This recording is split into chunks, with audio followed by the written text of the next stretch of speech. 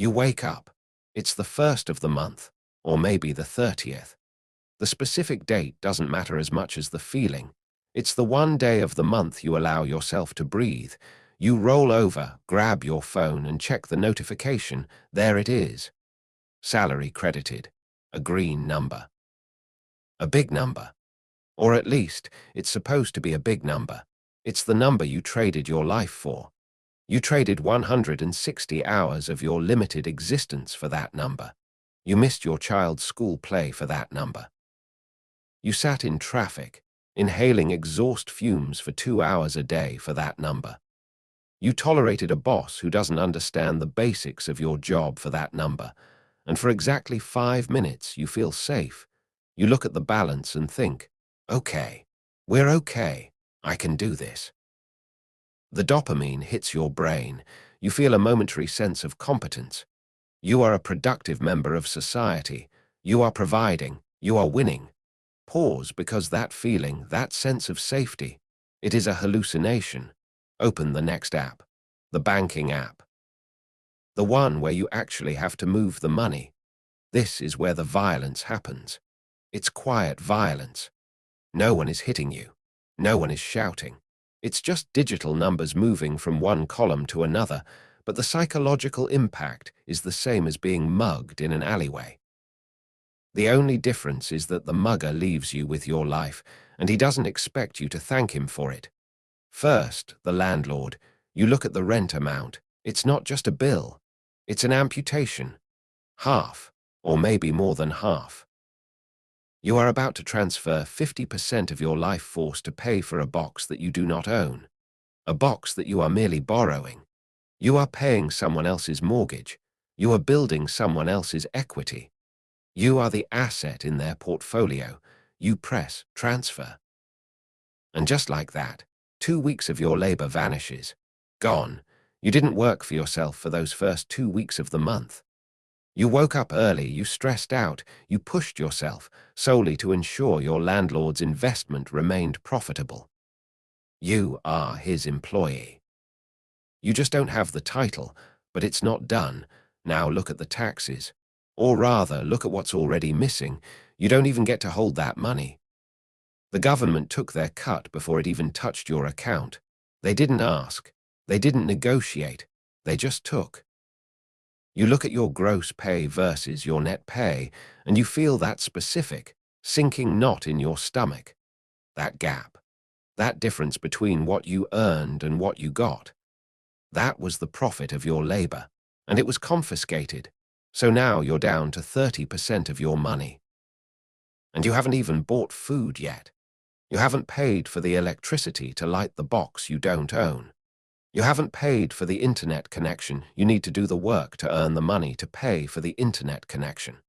This is the visceral reality of why you are still broke. It's not because you bought a coffee. It's not because you have a Netflix subscription.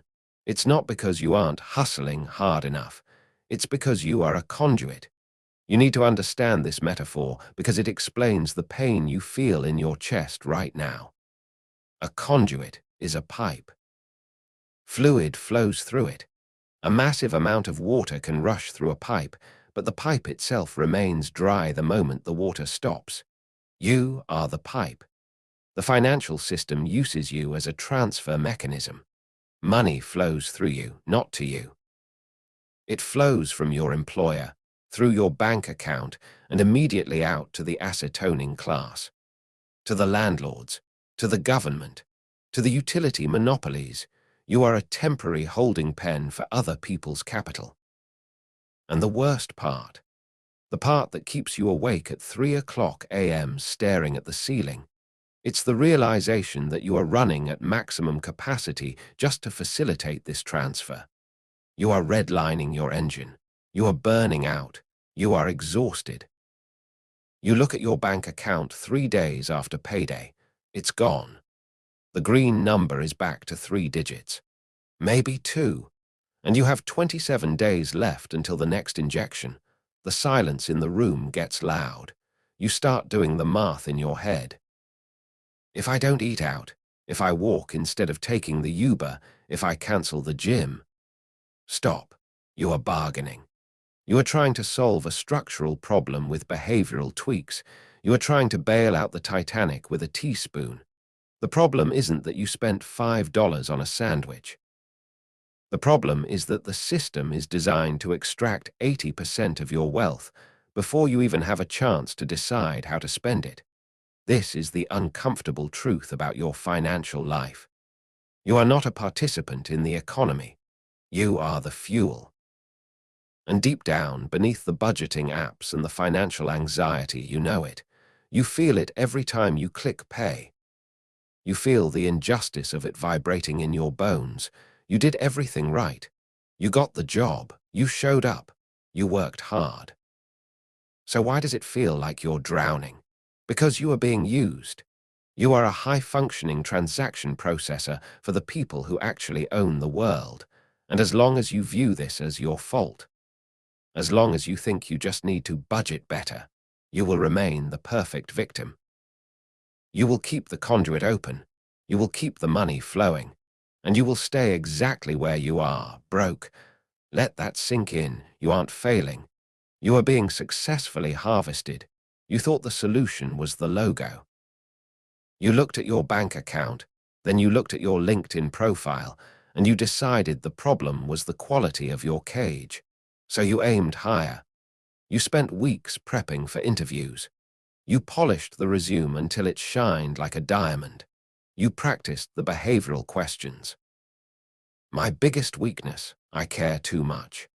And then the email came. Congratulations, we are pleased to offer you.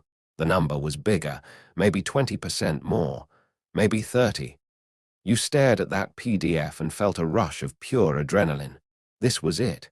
This was the escape velocity. You called your mom. You told your partner. You went out for a celebratory dinner that cost a little too much, but hey, you're rich now, right? You're a senior manager at a Fortune 500. You've joined the big leagues. Fast forward 3 months. You walk into the glass building. You swipe your badge. It makes a satisfying beep. You take the elevator to the 34th floor. The coffee is free. The chairs are ergonomic. The view is spectacular. You look out over the city and think, I have arrived. But then the month ends. You open the banking app again. You're expecting a transformation. You're expecting the floodgates to open. But the number looks familiar. Wait, do the math. You got a raise. Where is it? You pull up the pay stub, and there it is. The silent assassin. The tax bracket. You moved up, and so did the government's appetite. That raise wasn't for you. It was for the state. You look at the deductions line, and it's physically painful. You are paying more in taxes now than you used to pay in rent. You are working Monday, Tuesday, and Wednesday morning just to pay the government, and it's not just the taxes. It's the invisible cost of the big company badge. Because now that you're a senior manager, you can't show up in the same worn-out shoes. You need the suit. You need the watch. You need to go to the happy hours where the cocktails are $18 because networking is crucial. You need to live closer to the city center because face time is required and the commute is killing you. So your rent went up. Your wardrobe cost went up. Your social overhead went up. You run the numbers on a Sunday night, surrounded by spreadsheets, panic rising in your throat. You realize with a sickening clarity, your disposable income, the money you actually get to keep, has increased by exactly $0. Actually, it might be less. You have more responsibility now, more stress. Your boss at the big company treats you like a resource, not a person. Resource. That's what they call you in meetings. We need more resources on this project. That's you. You are a battery. And because you're so drained from the 60-hour weeks, from the political maneuvering, from the endless Zoom calls where nothing gets decided, you spend money to numb the pain. You order the expensive takeout because you're too tired to cook. You book the weekend getaway because you feel like you're suffocating. You buy the new phone because you need some hit of dopamine to convince yourself this is worth it. This is the lifestyle creep trap. But let's call it what it really is: compensation for misery. You are spending money to heal the wounds the job is inflicting on you, so here you are. You climbed the ladder. You are standing on a higher rung, but the water is rising just as fast. You are still treading water. You are still one bad month away from disaster. The only difference is that now you have more to lose. You thought the big company would save you. You thought the prestige would pay the bills. But prestige is a currency that isn't legal tender at the grocery store. You look around the open plan office. You see your colleagues. They are dressed well. They are smiling. They talk about their vacations. But look closer. Look at the dark circles under their eyes. Listen to the desperate edge in their laughter. Watch how they check their phones during meetings, terrified of missing an email. They are broke too. They are leveraging their future to pay for the present. They are financing the image of success while drowning in the reality of debt. And now you've joined the club. You didn't escape the trap. You just upgraded the upholstery. The realization hits you like a cold wind. You can't earn your way out of a system designed to keep you poor. Not by playing by their rules. Not by climbing their ladders, because the ladder doesn't lead out of the pit. It just goes in a circle. And the guy at the top, the CEO, he's not getting rich from a salary. He's getting rich because he owns the ladder.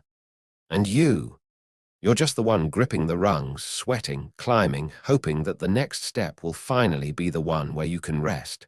Spoiler alert, it won't be. You are still the conduit. The pipe is just gold-plated now. But you are still empty. Let's talk about your business partners. You didn't know you had them. You never interviewed them. You certainly never signed a partnership agreement with them. But they are there, sitting at the head of your table, eating off your plate before you even pick up a fork. You think you are a sole proprietor. You think your life belongs to you. Wrong. You are a minority shareholder in your own existence. Let's look at the cap table of your life. Pull out a calendar. Look at the 30 days in the month. Now, let's mark exactly who owns which days, the first 10 days. Those belong to the government. From the 1st of the month until the 10th, you are a government employee. You wake up, you commute, you stress, and you work. But every single cent you earn in those first 10 days does not belong to you. It is seized at the source. Income tax, Social Security, Medicare, state tax, and it doesn't stop there. When you buy gas to get to work, tax when you buy a sandwich, tax when you pay your phone bill, tax. The government is your first silent shareholder. They take 30 to 40% of your output, and in return, they give you potholes and a bureaucracy that treats you like a nuisance. They are the partner who never shows up to the office, never does any work, but demands the first cut of the revenue. Now, look at the next 15 days. From the 11th to the 25th, these days belong to the landlord. This is the one that hurts the most.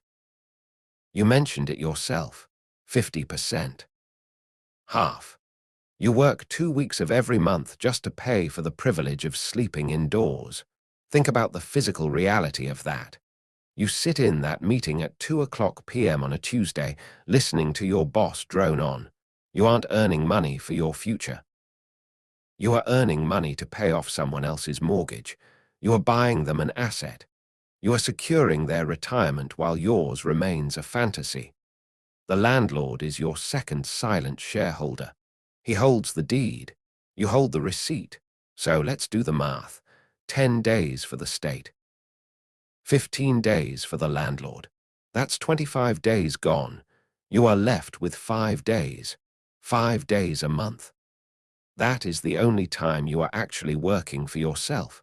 That is the only time you are generating wealth that stays in your pocket. 5 days to pay for food. 5 days to pay for transport. 5 days to save for a future that feels increasingly impossible. This is why you feel like you can't get ahead. It's not a feeling. It's a mathematical certainty. If a business had two partners who took 80% of the revenue while doing 0% of the work, that business would go bankrupt. You are that business. You are technically insolvent, but you keep operating because you trade your time for cash flow just to keep the lights on. You look at the owner of the building you live in.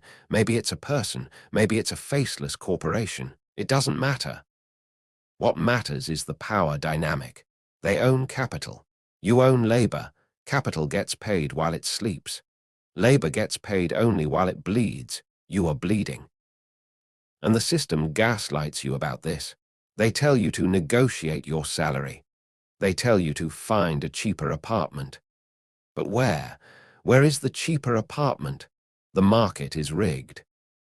The prices are set by the silent shareholders who know exactly how much blood they can squeeze from the stone before it cracks. They know you have no choice. You have to live somewhere. You have to pay taxes. So you comply. You keep writing the checks. You keep seeing the green number vanish. And the anger starts to build. It starts as a low hum in the back of your mind, but now it's a scream. You realize that you are carrying two grown adults on your back every single day. You are running a marathon with 100 pounds of dead weight strapped to your chest. No wonder you're tired. No wonder you're broke. You aren't bad with money. You are the victim of a hostile takeover. Your life has been acquired, stripped for assets, and leveraged to the hilt. And the worst part, the silent shareholders demand to be paid first. You get the scraps. You get the leftovers. You are eating the crumbs from your own table. This is the gut punch reality. You are working for everyone else except you, so you flip the table. You looked at the conduit, you looked at the silent shareholders, and you said, "No more." You decided to step out of the cage. You started your own business. You took the leap. You put your savings on the line. You signed the lease. You hired the team. You thought this was the path to sovereignty. You thought, if I own the company, I keep the money. Pause. Let's look at the scene in your office on the 30th of the month. The lights are off in the main room. Your employees have gone home. They left at 5 p.m. sharp. They are at the bar. They are watching movies. They are sleeping soundly. You are not sleeping. You are staring at the cash flow statement, and you are realizing the most brutal truth of entrepreneurship. You are the last person to eat. In the food chain of capitalism, the business owner is not the apex predator. You are the carcass. Watch how the money leaves your hands this time. First, the government. Again. But this time it's worse. You are now an unpaid tax collector for the state. You have to collect sales tax. You have to withhold payroll tax. You have to pay the employer's portion of Social Security. If you make a mistake, fines if you're late, penalties. The government takes their cut off the top, often off revenue before you've even calculated profit. They don't care if you lost money this month. Pay me. Next, the employees. You look at the payroll list. You see the names of the people you hired. You gave them a job. You gave them security. You took the risk so they didn't have to. And what happens?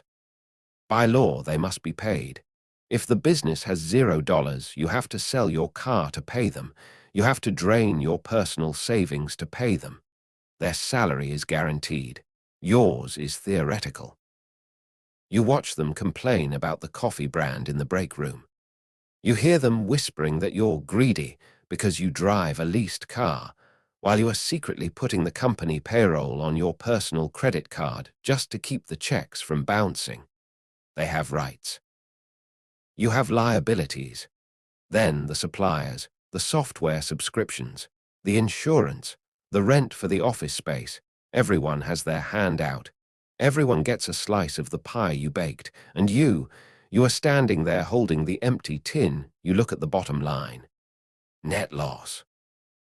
Or maybe a tiny, pathetic net profit that is less than minimum wage when you divide it by the 100 hours you worked this week. This is the martyr's trap. You are providing for everyone. You are a one-person social safety net. You are feeding the government. You are feeding the landlord. You are feeding your employees' families. But who is feeding you? No one, and the world punishes you for it. The system looks at you and says, "Oh, you're a business owner. You must be rich. Let's tax you more. Let's regulate you harder." They don't see the sleepless nights. They don't see the panic attacks. They don't see that you are actually poorer than the people working for you. You created value. You created jobs. You did exactly what society says is virtuous. And your reward is bankruptcy. You realize that owning a business in this system is often just buying yourself a job where you work 80 hours a week for a boss who is a psychopath, the market, and you pay for the privilege. You look at your employee's pay stub. You see the net amount they take home. Then you look at your bank account. They have more cash than you. Let that sink in. The person answering the phones has more liquidity than the person who owns the phone lines, because the system is designed to extract wealth from risk-takers. It baits you with the dream of the exit, the IPO, the millions. But in reality, it bleeds you dry with compliance costs, taxes, and overhead until you are just a hollow shell, working yourself to death to support an ecosystem of parasites. You aren't a tycoon. You are a host organism. And as you turn off the lights and walk out of your own office, alone into the dark parking lot, you feel the weight of it. You tried to escape the trap, but you just built a more expensive one. You are sitting on your couch, scrolling through Instagram or TikTok. You stop on a video of a guy in a suit. He's yelling at you. He tells you that if you invested the $5 you spend on coffee every day into an index fund compounded at 8% for 40 years, you would be a millionaire. He calls it the latte factor. And you feel it, the shame. The hot flush of guilt creeping up your neck. You look at the coffee cup on the table next to you. You think, he's right, I'm undisciplined, I'm weak. This is why I'm broke. So you download the budgeting app. You link your bank accounts. You start categorizing every single transaction. Groceries, transport, entertainment, you start cutting. You cancel Netflix, save $15. You stop buying the coffee, save $100. You switch to the generic brand of pasta, save $4. You are doing it. You are taking control of your finances. You feel a grim sense of satisfaction. You are suffering, so it must be working. Fast forward to the end of the month, you look at your savings account. You expected a surplus. You expected to see the fruits of your sacrifice, and you see nothing, maybe $50. Maybe, but wait. You cut the coffee. You cut the streaming service. You ate ramen for 3 weeks. Where is the money? It's gone. Because while you were obsessing over a $5 coffee, your rent went up by $200. While you were canceling a $15 subscription, inflation raised the cost of your groceries by 20%. While you were feeling guilty about an Uber ride, the government printed another $1 trillion, devaluing every single dollar you managed to save. This is the gaslight of budgeting. Budgeting in this system is a psychological operation designed to shift the blame from the thief to the victim. They want you looking at the microtransactions so you don't notice the macro theft. Think about the audacity of it. The system is rigged to extract 50% of your income for housing and 30% for taxes. And then they have the nerve to tell you that you're broke because you bought a sandwich. It is mathematical nonsense. Let's run the numbers. Real numbers. If you cut every single joy out of your life, no coffee, no movies, no alcohol, no travel, no nice food, you might save what? $500 a month. That is $6,000 a year. In 10 years, that is $60,000. In most major cities, $60,000 doesn't even cover the down payment on a studio apartment. You could live like a monk for a decade, denying yourself every human pleasure, and you would still be priced out of the market by a hedge fund buying starter homes for cash. But the narrative persists. Why? Because if you believe your poverty is caused by your lack of discipline, you won't look at the structural rigging of the game. You won't look at the tax code. You won't look at the landlord. You will look in the mirror and hate yourself. You will think, I just need to hustle harder. I just need to be more frugal. This is the ultimate trick. They have convinced you that systemic failure is personal failure. You are on the Titanic, the ship is sinking, and the captain is yelling at you to scoop water out with a teaspoon. And when you drown, they will blame you for not scooping fast enough. Stop apologizing for the coffee. The coffee is the only thing keeping you sane while you work a job that erases your soul to pay for a box you don't own. The coffee is not the problem. The problem is that you are playing a game where the rules are written to ensure you lose, and then being told that winning is just a matter of mindset. It's not a mindset issue. It's a math issue. And the math says, you can't budget your way out of exploitation. You can't coupon your way to sovereignty.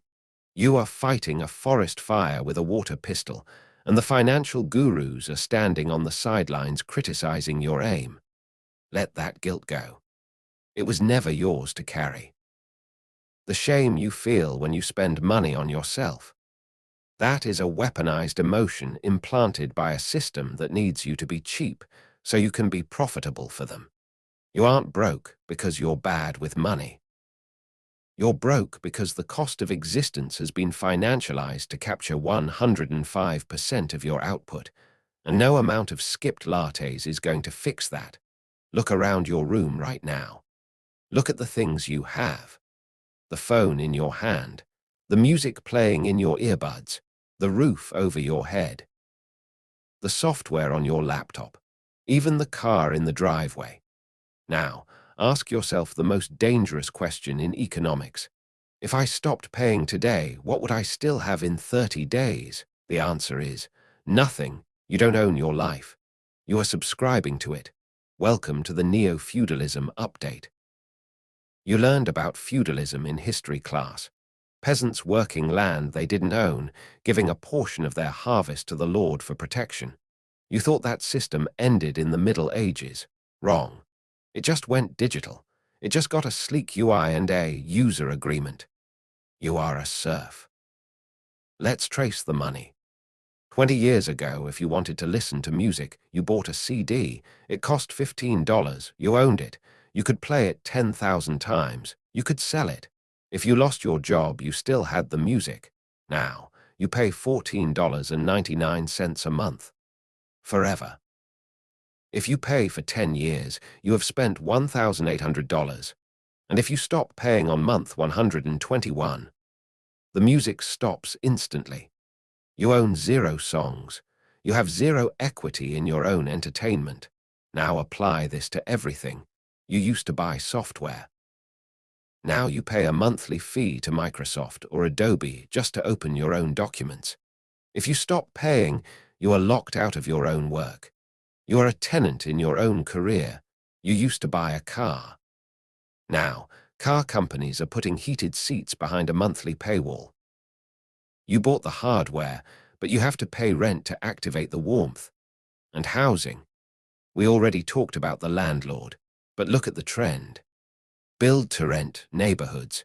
Entire subdivisions bought by BlackRock or massive hedge funds before a single family could put down a deposit. They don't want you to buy, they want you to rent forever. Why? Because ownership is final. Ownership means you pay once and then you are free. Ownership allows you to accumulate wealth. Rent is forever. Rent is a stream of cash that flows from you to them until you die.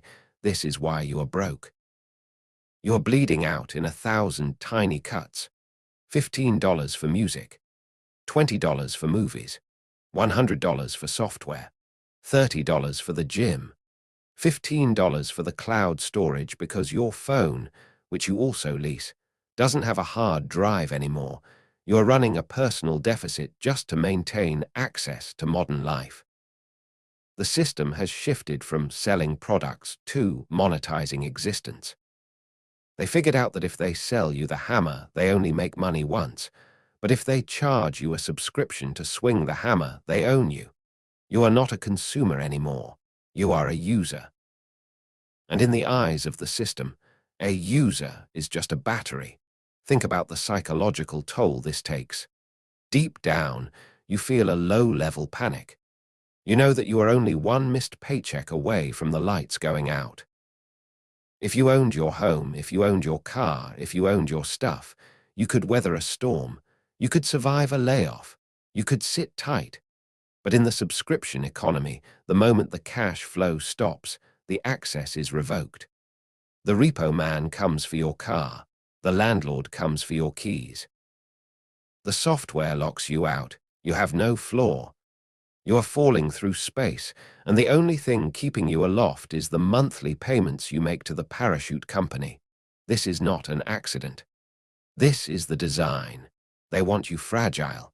They want you desperate. Because a desperate employee doesn't negotiate for higher wages. A desperate employee doesn't quit to start a competitor. A desperate employee puts their head down, says, "Yes, boss," and thanks the Lord for the privilege of being exploited. You are broke because you are paying a life tax to a dozen different corporate overlords every single month.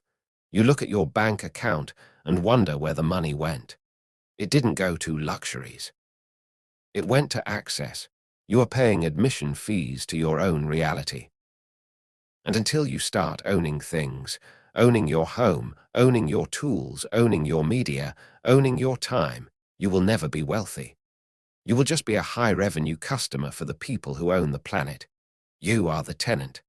They are the lords. And the rent is due. You were told a lie by your grandmother. She meant well. She loved you. But she gave you advice that is currently destroying your life. She told you, save your money. She told you to put it in the bank, to keep it safe, to let it sit there for a rainy day, so you did. You put $1,000 in a savings account 5 years ago. You felt responsible. You felt prudent. You looked at that number and thought, that is my safety net. Now, go look at what that $1,000 buys today compared to 5 years ago. 5 years ago, it might have paid for a month of rent in a decent spot. Today, it pays for 2 weeks in a shoebox. 5 years ago, it bought a cart full of groceries every week for months. Today, you walk out of the store with 3 bags and a receipt that makes you want to vomit. Your money isn't sitting in the bank. It is rotting. This is the invisible tax. This is the crime that has no face, no name, and no trial. It's called inflation. But that's a sterile word. It sounds like a tire getting pumped up. It sounds harmless. Let's call it what it really is. Theft of time. When you worked for that $1,000, you traded, say, 40 hours of your life.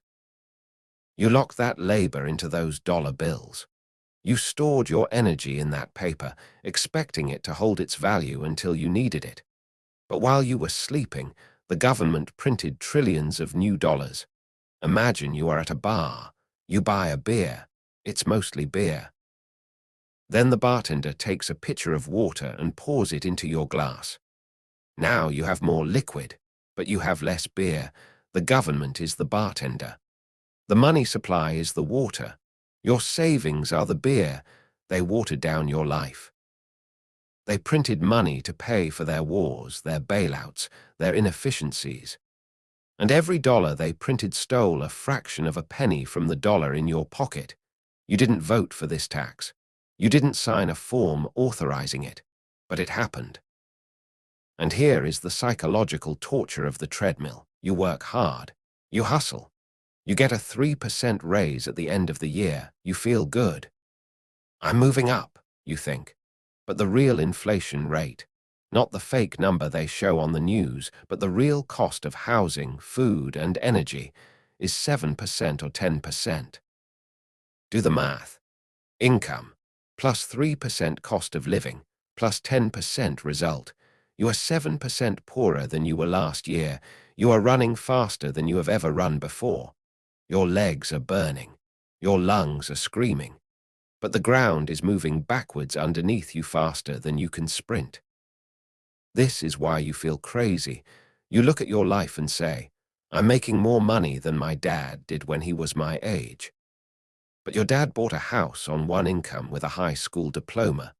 You are drowning in debt with a degree and two side hustles. Why? Because his money was solid. Your money is melting ice. The system is designed to punish savers and reward debtors. The rich know this. That's why they don't have savings accounts. They have assets. They have real estate, gold, stocks, businesses, things that go up when the dollar goes down. But you were taught to save cash. You were taught to trust the currency. So you stand there, holding your melting ice cube, watching the water run through your fingers, wondering why you can't quench your thirst. You aren't broke because you're lazy. You are broke because the measuring stick you use to value your labor is shrinking every single day. You are trying to fill a bucket that has a hole in the bottom. And the government is standing there with a drill, making the hole bigger, while telling you that you just need to pour water faster. It is a scam of the highest order. It is the reason you can never stop working. Because if you stop, even for a moment, the conveyor belt drags you backward into poverty. You have to run just to stay in the same place, and eventually you will get tired. It is Sunday night, 8 p.m. You know this feeling. The Sunday scaries. The low-level nausea that sets in as the sun goes down. You are trying to watch a movie, trying to relax, but your brain is already fast-forwarding to tomorrow morning, to the alarm clock, to the commute, to the face you have to wear when you walk through those doors. You hate it. Your body is physically rejecting the reality of your life. Your shoulders are tight. Your jaw is clenched. So why do you go? Why do you wake up on Monday and drive to the place that drains you? Why do you sit in the chair that hurts your back? Why do you nod at the boss you despise? Because of the handcuffs. They call them golden handcuffs, but that's too romantic. Gold implies value. These handcuffs are made of fear. You go back because you are terrified of the alternative. You look at the world outside the cage, the world where you eat what you kill, where there is no guaranteed check on the 1st and the 15th, and it looks cold. It looks dangerous. You imagine the landlord knocking on your door with an eviction notice. You imagine the IRS sending a letter with red text. You imagine your card getting declined at the grocery store while people in line watch you. That fear is the wall of your prison. The system knows this. The system relies on this. They don't need to chain you to the desk with iron. They just need to make you dependent on the drip. The paycheck is not a reward. It is a dosage. It is just enough to keep you alive. Just enough to pay the rent. Just enough to buy the food. But never enough to let you leave. You are like a patient in a hospital bed, hooked up to an Roman 4. You hate the hospital. You hate the food. You hate the nurses telling you what to do. But you are convinced that if you pull out the needle, you will die, so you stay. You trade your freedom for security. But let's look at this security. Is it real? You think you are safe because you have a job at a big company. You think you are safe because you have a contract. Wrong. You are one email away from zero, restructuring, downsizing, pivot. Corporate words for you don't matter. If the stock price drops, you are gone. If the AI gets better, you are gone. If the boss's nephew needs a job, you are gone. Your security is an illusion. You are standing on a trapdoor, and the rope is held by a stranger who cares more about his quarterly bonus than your children's future. But you cling to it. You defend it. When your friend tells you they are quitting to start a business, you get nervous for them. You tell them it's risky. You project your own fear onto them. What about health insurance? You ask.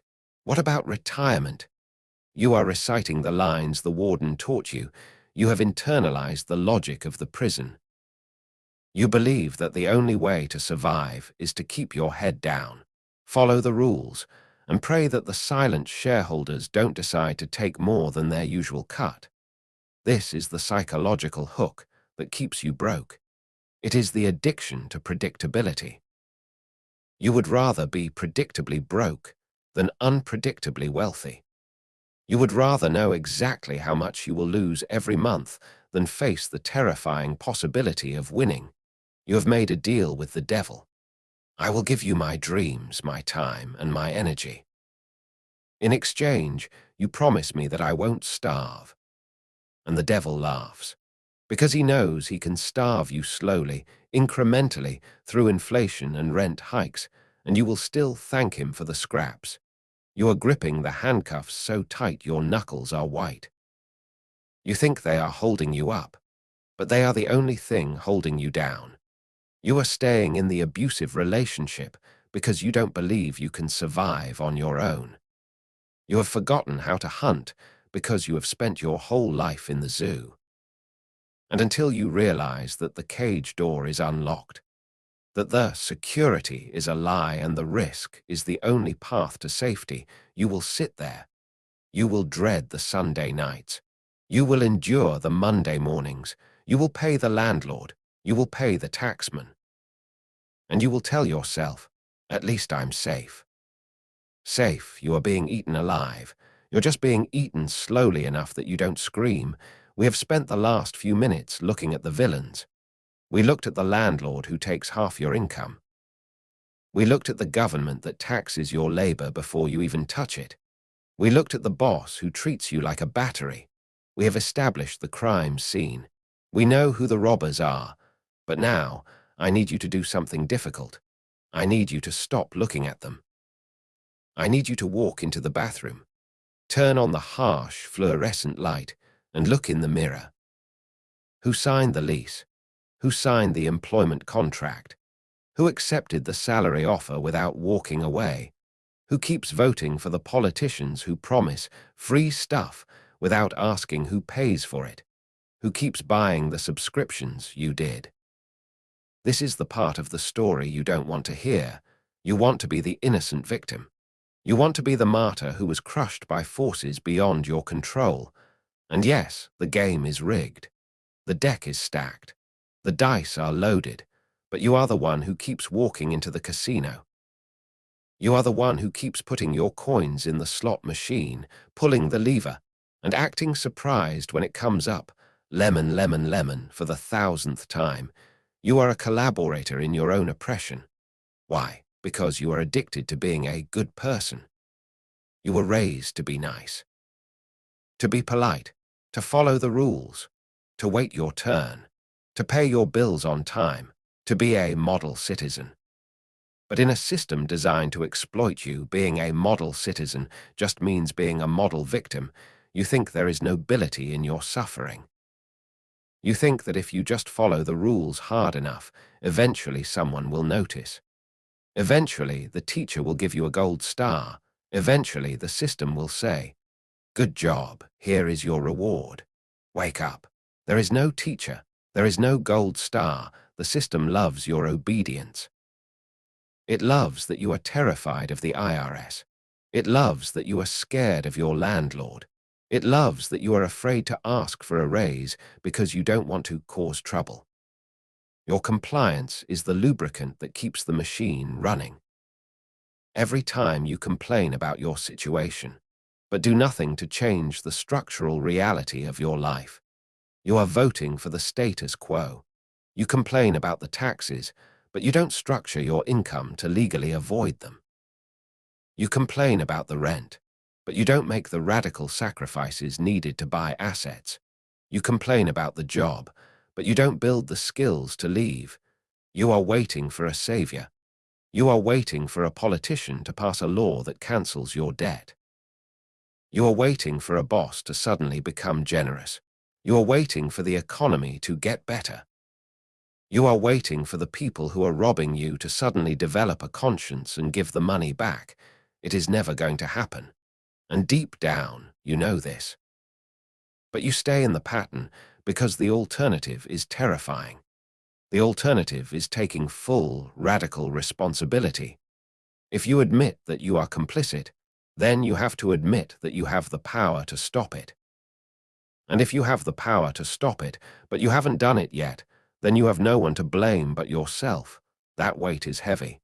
It is easier to say, it's the economy. It is easier to say, it's the boomers. It is easier to say, it's capitalism. But look at the future. Fast forward 20 years. If you keep doing exactly what you are doing today, obeying, complying, paying, waiting, what do you see? You see an old person. Tired, broke, still renting, still working, still complaining. Is that who you want to be? Because that is the trajectory you are on. The system will not correct itself. It will only get more efficient at extracting value from you. The only variable in the equation that can change is you. You have to stop being the nice guy. You have to stop being the good employee. You have to stop seeking approval from the institutions that hate you. You have to look in the mirror and say, I am the one keeping myself in this cage. The door isn't locked, my friend. You are just gripping the bars so tight you've forgotten you can let go. Here is the choice. And for once, I'm not going to sugarcoat it. I'm not going to give you a 3-step plan to financial freedom that involves cutting out avocado toast. You have 2 doors in front of you. Door number 1 is the door you are currently standing in front of. It is the door of compliance. If you choose this door, you don't have to change anything. You can wake up tomorrow, go to the job, pay the rent, pay the tax, and complain to your friends on the weekend. You can keep scrolling. You can keep hoping. But you need to know where this door leads. It leads to a hospital bed at age 85, in a facility paid for by the state, where you are wondering where the time went. It leads to a life where you never owned your own time. It leads to you being a footnote in someone else's ledger. You were a reliable payer. You were a good tenant. You were a loyal employee. You were fuel. And now you are ash. If that is enough for you, if you are content with being a supporting character in the movie of your own life, then close this video. Go back to sleep. The system will take good care of you right up until the moment you are no longer profitable. But if you are still listening, if there is a fire in your belly that is burning a hole through your chest, then there is door number 2. This is the door of sovereignty. This door is heavy. It is hard to open, and the hallway behind it is dark. Walking through this door means declaring war on your previous life. It means accepting that being nice is over. It means you stop identifying as a consumer and start identifying as a capitalist. What does that look like? It means you stop working for money and start working for assets. You stop caring about the salary number. You start caring about the equity number. If a job doesn't offer you ownership or the ability to learn a skill that allows you to build ownership, you leave. You don't negotiate for a 5% raise. You negotiate for a stake. It means you stop renting your lifestyle. You cancel the subscriptions. You stop leasing the car. If you can't buy it cash, you don't need it. You strip your life down to the studs. You live below your means, not to save for a rainy day, but to acquire ammunition. Every dollar you save is not for a vacation. It is a soldier. You send those soldiers out to capture territory. You buy stock. You buy real estate. You buy businesses. You buy things that pay you. You stop being the conduit. You become the reservoir. It means you stop looking at taxes as a donation and start looking at them as an expense to be minimized. You learn the game. You form the LLC. You hire the accountant who is aggressive, not the one who is polite. You stop playing by the rules of the employee and start playing by the rules of the business owner. And most importantly, it means you accept the loneliness. When you walk through door number 2, people will not understand you. Your friends will call you obsessed. Your family will call you risky. The society that wants you to remain a serf will try to shame you back into line. Why are you working so hard? Why don't you come out tonight? Why are you so cheap? Let them talk. They are speaking from inside the matrix. They are trying to pull you back into the pod. You have to be willing to look crazy to them.